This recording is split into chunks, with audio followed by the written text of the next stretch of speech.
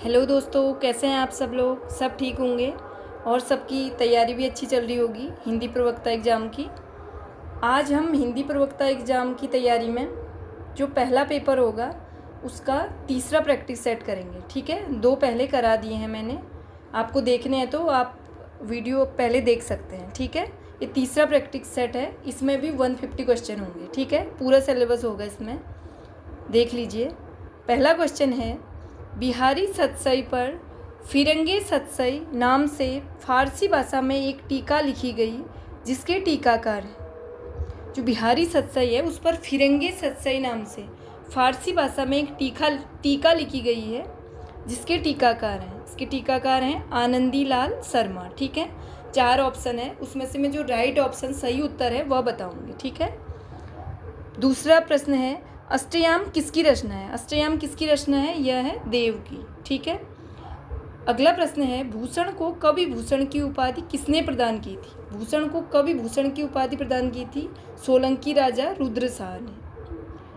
अगला प्रश्न है, आदिकाल में किन ग्रंथों की प्रधानता रही है। आदिकाल में किन ग्रंथों की प्रधानता रही है, वह है रासो ग्रंथ। ठीक है, अगला प्रश्न है, आचार्य हजारी प्रसाद द्विवेदी के अनुसार 14वीं-15वीं शताब्दी के हिंदुओं, मुसलमानों, सामंतों, शहरों, सेना के सिपाहियों और लड़ाइयों का जीवंत और यथार्थ वर्णन किस कृति में हुआ है।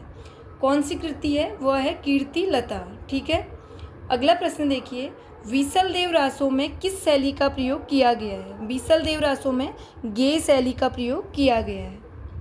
अगला प्रश्न है, जयमयंक जस चंद्रिका के रचयिता का नाम है। जयमयंक जस चंद्रिका के रचयिता हैं मधुकर कवि। अगला प्रश्न है, भविष्यत कहा के रचनाकार हैं। भविष्यत कहा के रचनाकार हैं कौन है, ये है धनपाल। ठीक है, अगला प्रश्न है, विद्यापत के कुल कितने ग्रंथों की रचना की है। विद्यापत ने कुल कितने ग्रंथों की रचना की है, यह है 16। ठीक है, 16।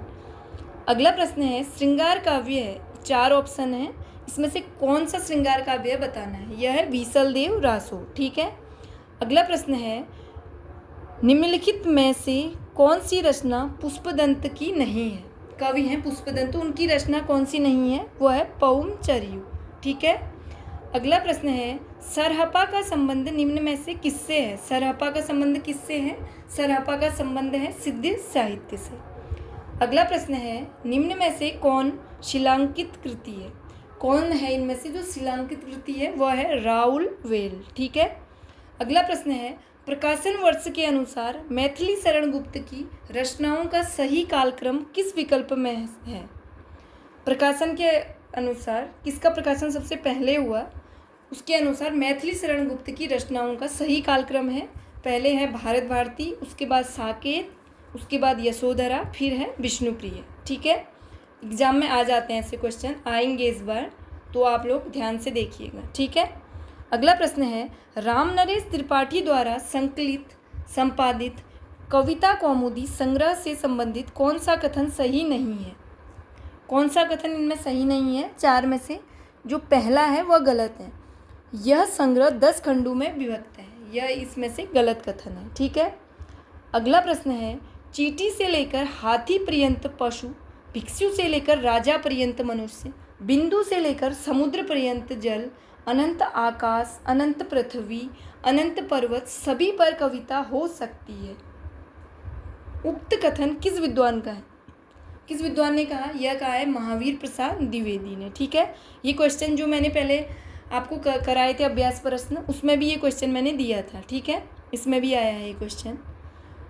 अगला प्रश्न है, भारत भारती की रचना का उद्देश्य है। जो भारत भारती रचना है उसका उद्देश्य क्या है, उसका उद्देश्य है, इसमें डी ऑप्शन है, इनमें से सभी। यह है अतीत से प्रेरणा ग्रहण करना, वर्तमान को सार्थक करना, भविष्य का निर्माण करना, तो इसमें सभी सही हैं। ठीक है, अगला प्रश्न है, हरिऔध कृत उस महाकाव्य का नाम लिखिए जिसमें संस्कृत छंदों का प्रयोग हुआ है। जो हरिऔध जी हैं उनका उस महाकाव्य का नाम बताना है जिसमें संस्कृत शब्दों का प्रयोग हुआ है, वह है प्रिय प्रवास। ठीक है, अगला प्रश्न है, किस कवि को राष्ट्रकवि की उपाधि मिली है। कौन सा कवि है जिसे राष्ट्रकवि की उपाधि दी है, वह है मैथिली शरण गुप्त। ठीक है, अगला प्रश्न है, द्विवेदी युग को जागरण काल किसने कहा? द्विवेदी युग को जागरण काल किसने कहा? यह कहा है डॉक्टर नगेंद्र ने। अगला प्रश्न है, दिवस का अवसान समीप था, गगन था कुछ लोहित हो चला। पंक्तियाँ किसकी हैं? ये पंक्तियाँ हैं अयोध्या सिंह उपाध्याय हरिऔध की। अगला प्रश्न है, द्विवेदी युग का वह कौन सा कवि है जिसने सारी रचनाएं ब्रज भाषा में की हैं? कौन सा कवि है? वह है जगन्नाथ दास रत्नाकर। ठीक है। अगला प्रश्न है, जयद्रथ वध रचना है, किसकी है जयद्रथ वध रचना? यह है मैथिली शरण गुप्त की। ठीक है। अगला प्रश्न है, जिस कवि में कल्पना की समाहार शक्ति के साथ भाषा की समाज शक्ति जितनी अधिक होगी उतना ही वह मुक्तक की रचना में सफल होगा। यह क्षमता बिहारी में पूर्ण रूप में विद्यमान थी। यह कथन मूलतः किस विद्वान का है? किसने कहा यह कथन? यह है आचार्य रामचंद्र शुक्ल जी का। ठीक है। अगला प्रश्न है, रीतिकाल में नीति विषयक काव्यों की रचना इनमें से किसने की है? रीतिकाल में नीति विषयक काव्यों की रचना इनमें से किसने की है? यह है नागरीदास। ठीक है। अगला प्रश्न है, निम्नलिखित में से कौन सी विशेषता रीतिमुक्त काव्य स्वच्छंदतावादी काव्य की प्रमुख विशेषता नहीं है? वह है शैल्पिक चमत्कार प्रदर्शन। ठीक है। अगला प्रश्न है, हिंदी काव्यशास्त्र की निम्नांकित कृतियों का सही कालानुक्रम है। सही कालक्रम बताइए। पहले आ जाती है रसिक प्रिया, फिर कवि कुल कल्पतरु, फिर रस रहस्य और उसके बाद है काव्य निर्णय। ये सही क्रम है। ठीक है। अगला प्रश्न है, इनमें से किस विकल्प के सभी ग्रंथ लक्षण ग्रंथ हैं? कौन से ग्रंथ सभी ग्रंथ हैं जो लक्षण ग्रंथ हैं? विकल्प इसमें है भाषाभूषण, ललित ललाम, कवि कुल कल्पतरु और काव्य रसायन। बी ये सही है। ठीक है। अगला प्रश्न है, नीचे दी गई रचनाओं के आधार पर उत्तर दीजिए। अष्टयाम, अलंकार माला, राग रत्नाकर, अंग दर्पण। किस विकल्प की सभी रचनाएं देव की नहीं है? कौन सी रचनाएं देव की नहीं है? यह है अलंकार माला और अंग दर्पण। ये कवि देव की रचनाएं नहीं है, जबकि अष्टयाम और राग रत्नाकर देव की रचनाएं हैं। अगला प्रश्न है, किस कवि का यश उनकी रचनाओं के परिमाण के हिसाब से नहीं होता है बल्कि गुण के हिसाब से होता है? शुक्ल जी का यह कथन किस रीतकालीन कवि के संबंध में? यह है बिहारी के संबंध में। ठीक है। अगला प्रश्न है, जन्मकाल के अनुसार इन कवियों का सही कालानुक्रम है। यह है केशव हुए, फिर उसके बाद चिंतामणि, फिर देव, फिर पद्माकर। ठीक है। अगला प्रश्न है, निम्नांकित में से किस ग्रंथ में सही काव्यांगों का विवेचन सर्वांग विवेचन किया गया है? कौन सा ग्रंथ है जिसमें सर्वांग विवेचन किया गया है? वह है कवि कुल कल्पतरु। अगला प्रश्न है, जायसी के पद्मावत में पद्मावती कहाँ की राजकुमारी थी? जायसी के पद्मावत में पद्मावती कहाँ की राजकुमारी थी? यह थी सिंहल द्वीप की। अगला प्रश्न है, उन्होंने सामान्य हृदय तत्व की सृष्टि व्यापिनी भावना द्वारा मनुष्य और पशु पक्षी सबको एक जीवन सूत्र में बद्ध देखा है। किसके बारे में है? ये जायसी के बारे में। ठीक है। अगला प्रश्न है, तन चित उर्मन राजा कीना ये सिंघल बुद्धि पद्मिनी चीना गुरु सुआ जही पंथ दिखावा बिनु गुरु जगत को निर्गुण पावा। उक्त पंक्तियों में पद्मावत की कौन सी विशेषता परिलक्षित होती है? कौन सी विशेषता होती है? लौकिक प्रेम द्वारा अलौकिकता का संकेत। ठीक है। अगला प्रश्न है, इनमें से अवधि की प्रारंभिक कृति मानी जाती है। अवधि की प्रारंभिक कृति है चंदायन। ठीक है। अगला प्रश्न है, जायसी ने नागमती वियोग वर्णन में 12 मासा का प्रारंभ किस मास से किया है? किस मास से किया है? यह है आषाढ़ मास से। अगला प्रश्न है, टप टप बूंद परही जस ओला बिरह पवन होई मारे झोला। पंक्ति में आचार्य रामचंद्र शुक्ल ने रेखांकित अंश से आशय ग्रहण किया है। क्या आशय है इसका? वात के प्रकोप से अंग का सुन्न हो जाना। अगला प्रश्न है, जेहि पंखी के नियर होई कहे बिरह कै बात सोई पंखी जाय जरी तरिवर होई निपात। आचार्य रामचंद्र शुक्ल ने इन पंक्तियों में माना है, क्या माना है? ऊहात्मक पद्धति। ठीक है। अगला प्रश्न है, पिय सौ कहें संदेशणा, हे भौरा हे काग, सो धनि बिरह जरिमुई, तेहि का धुआं धुआ हमह लाग।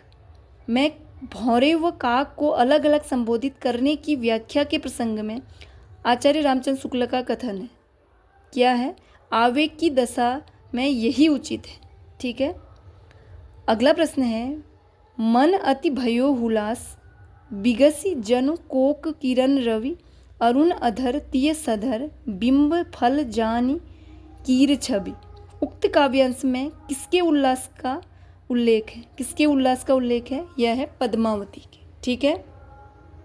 अगला प्रश्न है, ज्ञानदीप नामक प्रेमाख्यान काव्य की नायिका कौन है? ज्ञानदीप नामक प्रेमाख्यान काव्य की नायिका कौन है? यह है देवयानी। ठीक है। अगला प्रश्न है, चंद्रबरदाई किस राजा के दरबारी कवि थे? चंद्रबरदाई किस राजा के दरबारी कवि थे? ये थे पृथ्वीराज चौहान के। ठीक है। अगला प्रश्न है, आध्यात्मिक रंग के चश्मे आजकल बहुत सस्ते हो गए हैं, उन्हें चढ़ाकर जैसे कुछ लोग उन्हें गीत गोविंद के पदों को आध्यात्मिक संकेत बताया है, वैसे ही विद्यापति के इन पदों को भी शुक्ल जी के उक्त कथन का आशय है। क्या कहा शुक्ल जी ने? इन्होंने कहा कि विद्यापति के पद अधिकतम श्रृंगार के ही हैं। ठीक है। अगला प्रश्न है, पहले जैसे गाथा या गाहा कहने से प्राकृत का बोध होता था, वैसे ही पीछे कहने से अपभ्रंश का लोक प्रचलित काव्य भाषा का बोध होने लगा। आचार्य शुक्ल के इस कथन के रिक्त स्थान में हो क्या? पीछे दोहा या दुहा हो। ठीक है। पहले जैसे गाथा या गाहा कहने से प्राकृत का बोध होता था, वैसे ही दोहा या दुहा कहने से अपभ्रंश या लोक प्रचलित काव्य भाषा का बोध होने लगा। ये रामचंद्र शुक्ल ने कहा है। ठीक है। अगला प्रश्न देखिए, पृथ्वीराज विजय नामक ग्रंथ के आधार पर पृथ्वीराज रासो को अप्रमाणिक रचना मानने वाले विद्वान है। किसने माना? ये डॉक्टर बुलर ने माना। ठीक है। अगला प्रश्न है, गद्य पद्य मिश्रित चंपू काव्य की प्राचीनतम हिंदी कृति कौन सी है? यह है राउल वेल। ठीक है। अगला प्रश्न है, गोरखनाथ की साधना पद्धति का नाम है? गोरखनाथ की साधना पद्धति का नाम है हठयोग साधना। अगला प्रश्न है, पाहुण दोहा ग्रंथ के रचनाकार कौन थे? ये है राम सिंह। ठीक है। अगला प्रश्न देखिए, मैं हिंदुस्तान की तूती हूँ, यह कथन किस लेखक का है? किसने कहा? यह कहा है अमीर खुसरो ने। ठीक है। अगला प्रश्न है, देसिल बयना सब जन मिठा, देसी भाषा के मिठास का वर्णन करने वाले रचनाकार का नाम है? कौन है? वह है विद्यापति। ठीक है। अगला प्रश्न है, सारंगधर पद्धति किस विधा की रचना है? किस विधा की रचना है? ये एक सुभाषित संग्रह है। ठीक है। अगला प्रश्न है, गौतम बुद्ध की पत्नी की उज्ज्वल चरित्र के अंकन के लिए मैथिली शरण गुप्त ने किस ग्रंथ की रचना की? किस ग्रंथ की रचना की? इन्होंने यशोधरा ग्रंथ की रचना की। अगला प्रश्न है, मनोविनोद भाग 1, 2 और 3 किसकी रचना है? किसकी रचना है? यह है श्रीधर पाठक की। ठीक है। अगला प्रश्न है, हल्दी घाटी नामक महाकाव्य के रचयिता कौन है? हल्दी घाटी नामक महाकाव्य के रचयिता है श्याम नारायण पांडे। अगला प्रश्न है, आचार्य रामचंद्र शुक्ल ने प्रिय प्रवास की निम्न में से किस विशेषता का उल्लेख नहीं किया है? कौन सी विशेषता है इसमें से जो प्रिय प्रवास की नहीं है? वह है, इसकी कथावस्तु एक अच्छे प्रबंध के लिए पर्याप्त है। ठीक है। अगला प्रश्न है, भालों में रण झंकार अभी, लटकी कटी में तलवार अभी, भोले पर में ललकार अभी, आँखों में है अंगार अभी, प्रज्ञा प्रवाह, उद्धृत उपयुक्त पंक्तियाँ किस कवि की हैं? किसकी हैं? यह है श्याम नारायण पांडे की। अगला प्रश्न है, भारत भारती के रचनाकार कौन है? भारत भारती के रचनाकार हैं मैथिली शरण गुप्त। अगला प्रश्न है, आधुनिक काल के काव्य में कविताएं किस भाषा में लिखी जाती थी? आधुनिक काल के काव्य में कविताएं किस भाषा में लिखी जाती थी? यह खड़ी बोली में लिखी जाती थी। अगला प्रश्न है, प्रिय प्रवास का वर्ण विषय क्या है? जो महाकाव्य है प्रिय प्रवास, उसका वर्ण विषय है कृष्ण का मथुरा प्रवास। अगला प्रश्न है, भारत भारती के रचयिता कौन है? किसकी रचयिता है भारती किसकी रचना है? यह है मैथिली शरण गुप्त की। अगला प्रश्न है, निम्न में से कौन सी एक रचना ब्रज भाषा में है? यह है रस कलश। ठीक है। अगला प्रश्न है, रीतिकाल को अलंकृत काल की संज्ञा किसने दी? किसने रीतिकाल को अलंकृत काल की संज्ञा दी? यह दी है मिश्र बंधुओं ने। अगला प्रश्न है, निम्न में से फूल मंजरी किस कृति की रचना किसने की? फूल मंजरी कृति की रचना की है मतीराम ने। अगला प्रश्न है, केशवदास का अलंकार पर आधारित ग्रंथ है, कौन सा है? केशवदास का अलंकार पर आधारित ग्रंथ वह है कवि प्रिया। ठीक है। अगला प्रश्न है, निम्नलिखित रचनाओं को उनके रचनाकारों के साथ सुमेलित कीजिए। रचनाएं दी हैं, उनको रचनाकारों के साथ सुमेलित करना है। पहली रचना है काव्य प्रकाश, किसकी है? यह है चिंतामणि की। दूसरी है रसराज, रसराज है मतीराम की। तीसरा है रसविलास, रसविलास है देव की। चौथा है रस सारांश, यह है भिखारी दास का। ठीक है। आप इनको बार बार पढ़िए, तब एग्जाम में आपको याद होगा और आप सही आंसर कर पाएंगे, क्योंकि वहाँ पर 4 ऑप्शन आते हैं, चारों ऐसा लगता है जैसे सेम है। हमें इसलिए लगता है सेम है क्योंकि हमने अच्छी प्रैक्टिस नहीं की। आप बार बार इसका अभ्यास प्रैक्टिस करते रहेंगे तो वहाँ पर आपको सही आंसर आ जाएगा और आप सही करके आएंगे और आपका एग्ज़ाम में सिलेक्शन हो जाएगा। ठीक है, देखते रहिए। अगला प्रश्न है, मेरी भव बाधा हरो दोहा निम्न में से किस कवि का है? मेरी भव बाधा हरो दोहा किसका है? यह है बिहारी का। अगला प्रश्न है, ये हिंदी के प्रधान आचार्यों में माने जाते हैं और इनका भाषाभूषण अलंकार ग्रंथ एक बहुत ही प्रचलित पाठ्य ग्रंथ रहा।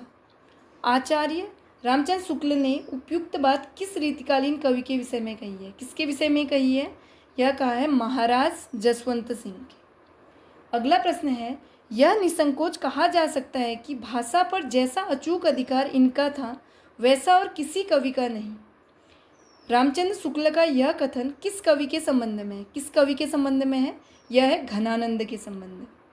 अगला प्रश्न है, भाषा की समाज शक्ति और कल्पना की समाहार शक्ति का सर्वाधिक उपयोग निम्न में से किस कवि ने किया है? किस कवि ने किया है? यह बिहारी ने किया है। अगला प्रश्न है, इनमें से कौन सा जोड़ा सही है? इसमें पहला सही है चिंतामणि, जिनकी रचना है काव्य प्रकाश। ठीक है। अगला प्रश्न है, रीतिकाल में किस रस की प्रधानता काव्य में रही? रीतिकाल में किस रस की प्रधानता रही? श्रृंगार रस की। ठीक है। अगला प्रश्न है, संत साधना का साहित्यिक रूप प्रारंभ हुआ? संत साधना का साहित्यिक रूप प्रारंभ हुआ पंढरपुर से। ठीक है।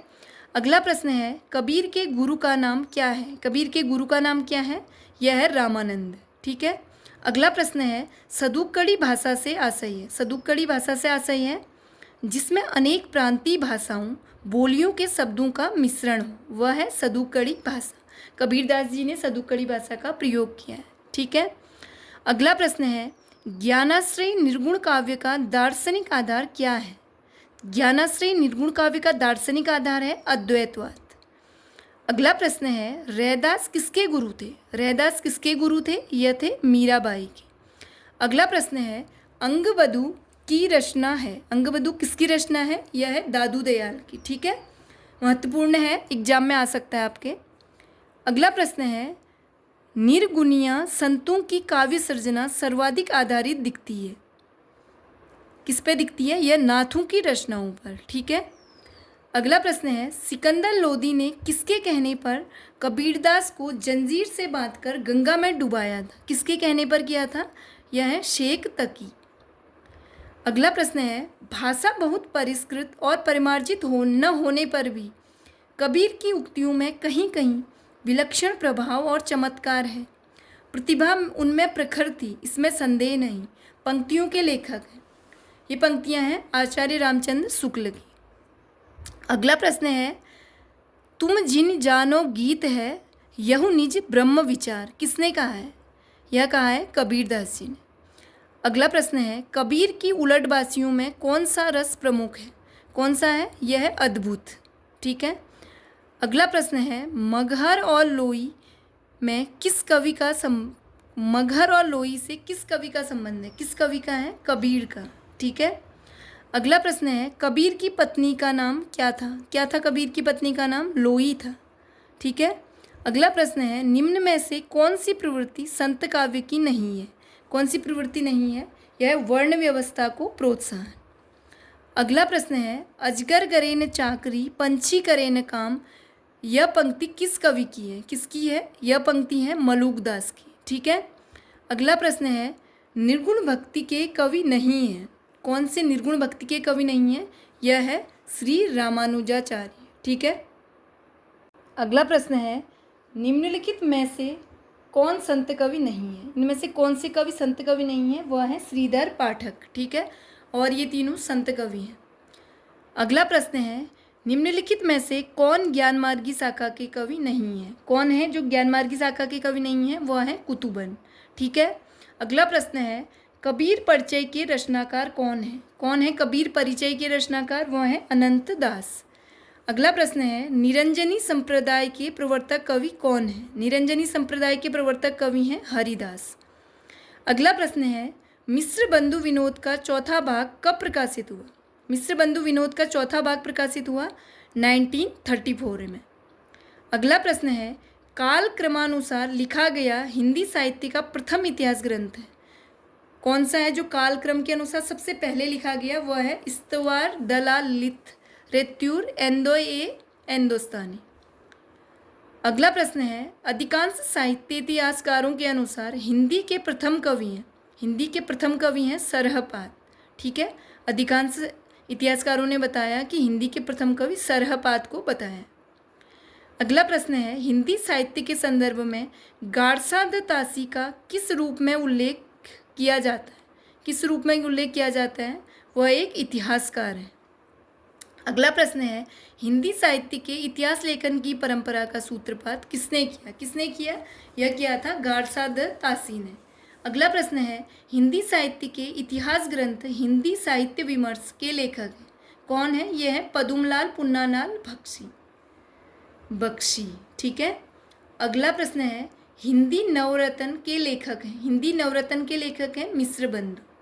अगला प्रश्न है पहली सूची है इसका दूसरे से मिलाना है। ठीक है। कुछ इतिहासकार हैं और उन किस इतिहासकार ने किस काल को क्या नाम दिया है वो बताना है। ठीक है। आचार्य रामचंद्र शुक्ल ने क्या नाम दिया?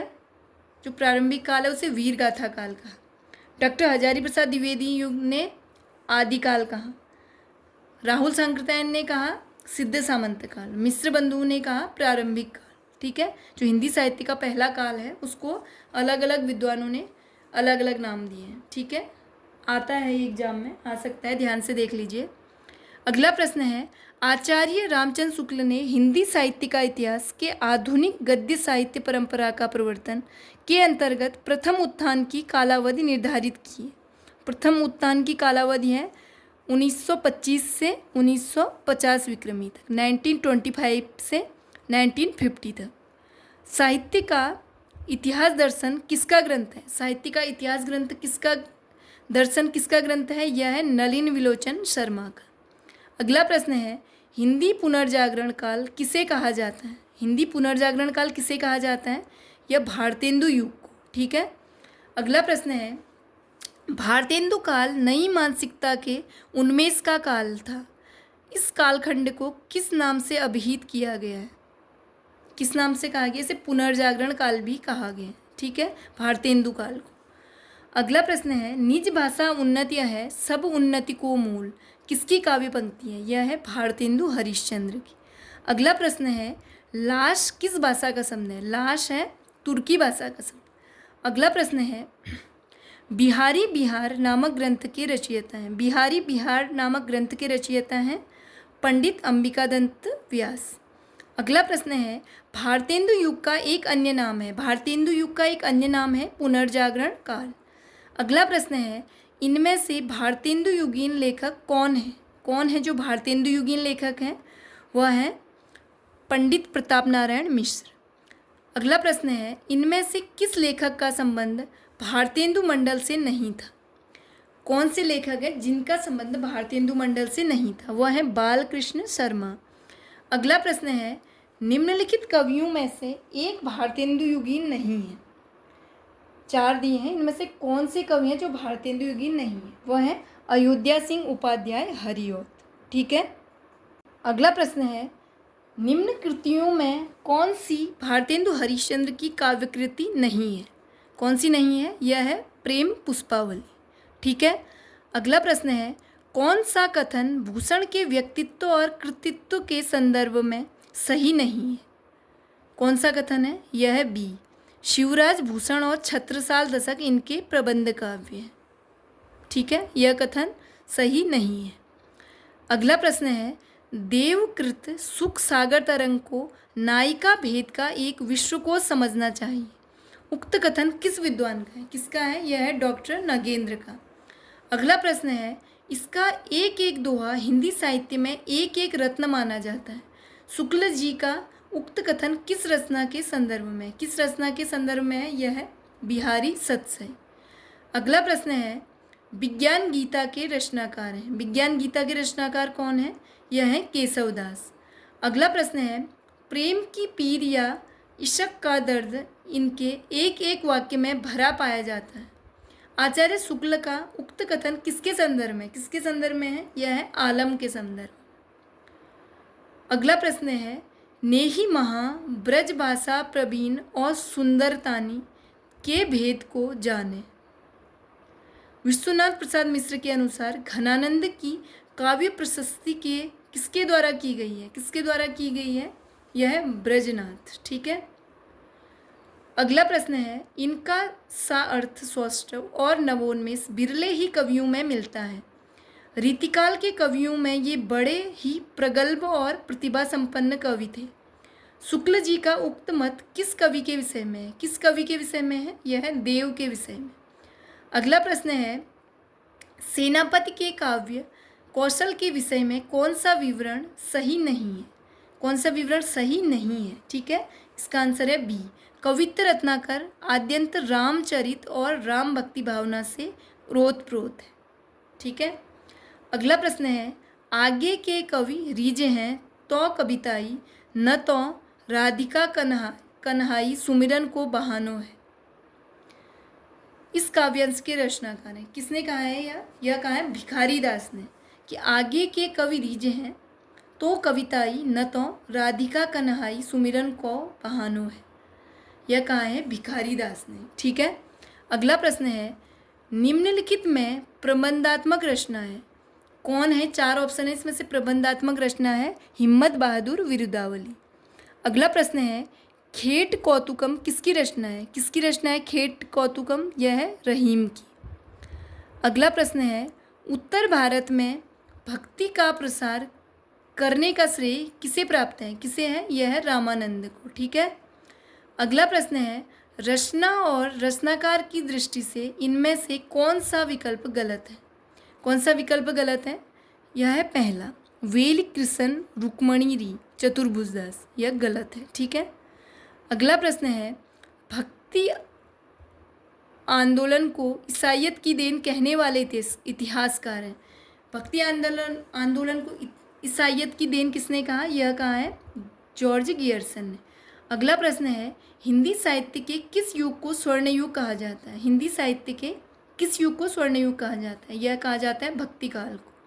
अगला प्रश्न है, भक्ति आंदोलन को लोक जागरण किसने कहा? किसने कहा? यह कहा हजारी प्रसाद द्विवेदी ने। अगला प्रश्न है, भक्ति काल को बौद्ध धर्म की देन किसने कहा है? किसने कहा है? यह कहा है हजारी प्रसाद द्विवेदी ने। अगला प्रश्न है, अपने पौरुष से हताश जाति के लिए भगवान की शक्ति और करुणा की ओर ध्यान ले जाने के अतिरिक्त दूसरा मार्ग ही क्या था? यह किसका कथन है? यह कथन है आचार्य रामचंद्र शुक्ल का। अगला प्रश्न है, निम्नलिखित में से कौन सा काव्य भक्ति काल का नहीं है? कौन सा काव्य नहीं है भक्ति काल का? यह है छायावादी काव्य। अगला प्रश्न है, भक्ति का प्रारंभ हुआ कहाँ से हुआ? भक्ति का प्रारंभ हुआ दक्षिण भारत से। अगला प्रश्न है, वे सांप्रदायिक शिक्षा मात्र हैं अतः शुद्ध साहित्य की कोटि में नहीं आ सकती। सिद्धों, नाथों और योगियों की रचनाओं के विषय में यह किसका मत है? किसने कहा? यह कहा आचार्य रामचंद्र शुक्ल ने। अगला प्रश्न है, राउलवेल के विषय में कौन सा तथ्य सही नहीं है? ठीक है, सही नहीं है। यह चौथा, इसमें राहुल नामक नायक का शौर्य वर्णन है। यह कथन कैसा है? गलत है। ठीक है। अगला प्रश्न है, इतिहासकारों द्वारा मान्य हिंदी का प्रथम कवि कौन है?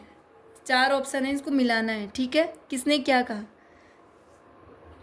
शिव सिंह सेगर ने कहा कि हिंदी का जो प्रथम कवि है वह है पुष्पदंत, पुष्य या पुंड। रामकुमार वर्मा ने कहा स्वयंभू को। राहुल सांकृत्यायन ने कहा सरहपा या सरहपात को। गणपत चंद्र गुप्त ने कहा शालिभद्र सूरी को। ठीक है। अगला प्रश्न है, कौन सा विकल्प सुमेलित नहीं है? 4 विकल्प हैं, इनमें से कौन सा सुमेलित नहीं है? वह है रेवंत गिरिराज जिन धर्म सूरी। ठीक है, जिन धर्म सूरी का। अगला प्रश्न है, सरहपा से संबंधित कौन सा तथ्य सही नहीं है? कौन सा सही नहीं है? इनकी भाषा सर्वत्र सीधी सरल मानी जाती है। यह सही नहीं है। ठीक है। अगला प्रश्न है, शंकराचार्य के बाद इतना प्रभावशाली और इतना महिमान्वित महापुरुष भारतवर्ष में दूसरा नहीं हुआ। हजारी प्रसाद द्विवेदी की यह उक्ति किसके विषय में है? किसके विषय में कहा उन्होंने?